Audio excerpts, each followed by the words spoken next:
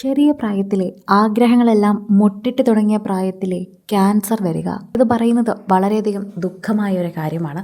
ഒരുപാട് ആഗ്രഹങ്ങൾ ബാക്കിയാക്കി പോവുക, അല്ലെങ്കിൽ കഴിവുള്ള കുട്ടികൾക്ക് ഇത്തരത്തിൽ വളരെയധികം ദുർബലമായ അവസ്ഥയിലൊക്കെ കടന്നു പോകേണ്ടി വരിക, അത്തരത്തിലൊരു വാർത്തയാണ് പുറത്തു വന്നത്.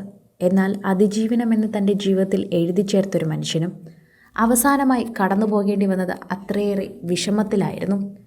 ക്യാൻസറിനോട് പൊരുതുകയായിരുന്ന യുവ ഫുട്ബോൾ താരം ജിൻഡോ ഒടുവിൽ മരണത്തിന് കീഴടങ്ങുകയാണ് ചെയ്തത്. 23 വയസ്സ് മാത്രമാണ് ജിൻഡോയുടെ പ്രായം. കൈക്കുളങ്ങര തോപ്പിൽ പുരയിടത്തിൽ പ്രവാസിയായ ലീനയുടെയും ഓട്ടോ ഡ്രൈവറായ ജോസിന്റെയും മകനാണ് ജിൻഡോ. സോഷ്യൽ മീഡിയ ഉപയോഗിക്കുന്നവർക്ക് ജിൻഡോ വളരെയധികം സുപരിചിതനാണ്. തന്റെ ഒരു കൈ നഷ്ടപ്പെട്ടിട്ടും ഒരു കൈ കൊണ്ട് ബൈക്ക് ഓടിക്കുകയും ഒരു കൈ കൊണ്ട് ഫുട്ബോൾ കളിക്കുകയും ചെയ്ത വീരനാണ്.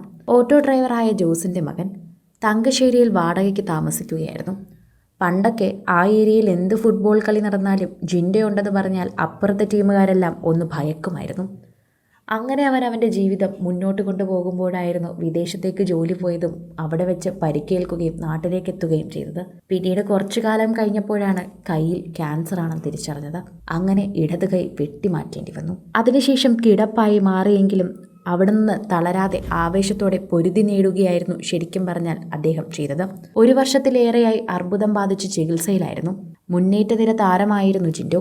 2021 18 വയസ്സിൽ കേരള സന്തോഷ് ട്രോഫി ക്യാമ്പിൽ തിരഞ്ഞെടുക്കപ്പെട്ടു. കൊല്ലം ഫാത്തിമ മാതാ നാഷണൽ കോളേജിൽ മലയാള വിഭാഗം വിദ്യാർത്ഥിയായിരുന്നുവെങ്കിലും പഠനം പൂർത്തിയാക്കാനായില്ല. കോവിഡ് കാലത്തെ ഇടവേളയ്ക്ക് ശേഷം ഫാത്തിമ കോളേജ് ടീം യൂണിവേഴ്സിറ്റി മത്സരങ്ങൾക്ക് യോഗ്യത നേടുന്നത് ജിൻഡോയുടെ മിന്നുന്ന പ്രകടനത്തിന്റെ ചിറകിലായിരുന്നു. പല കാരണങ്ങളാൽ യൂണിവേഴ്സിറ്റിയിൽ മത്സരങ്ങൾ ജിൻഡോയ്ക്ക് കളിക്കാനായില്ല. ദേശീയ തലത്തിൽ വരെയായിരുന്നു കളിക്കാൻ പ്രതിഭയുള്ളൊരു താരം. ജിൻഡോ അങ്ങനെ കോളേജ് ഫുട്ബോൾ ടീം പരിശീലകനായി മാറി. MP അഭിലാഷ് പറഞ്ഞത് അങ്ങനെയാണ്.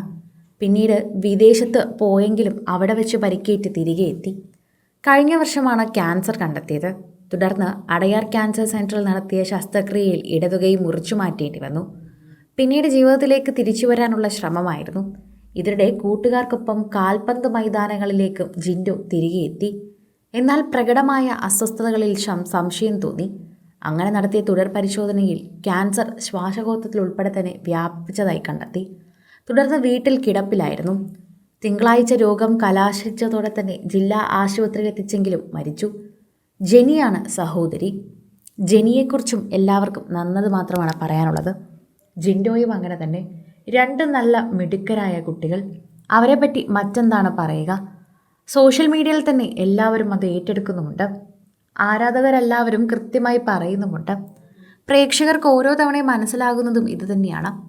വീണ്ടും വീണ്ടും ദൈവം അവരെ കുരുക്കിലേക്കാണ് കൊണ്ടെത്തിക്കുന്നത് എന്നത് പ്രേക്ഷകർ അത് മനസ്സിലാക്കി സംസാരിക്കുകയും ചെയ്യുന്നുണ്ട്. ഓരോ തവണയും പ്രേക്ഷകർ അതിനെക്കുറിച്ച് പറയുന്നു. പ്രേക്ഷകരുടെ കൃത്യമായ വാർത്ത തന്നെയാണ് സോഷ്യൽ മീഡിയയിലെല്ലാം വൈറലായിക്കൊണ്ടിരിക്കുന്നതും. പ്രേക്ഷകർക്ക് ഇപ്പോൾ ജിൻഡോയെക്കുറിച്ച് മാത്രമാണ് അറിയാവുന്നത്. സിനിമ, ഫാഷൻ, ലൈഫ് സ്റ്റൈൽ വാർത്തകൾക്കായി മലയാളി ലൈഫ് സബ്സ്ക്രൈബ് ചെയ്യൂ. ലേറ്റസ്റ്റ് അപ്ഡേറ്റ്സിനായി ബെൽ ബട്ടണും അമർത്തുക.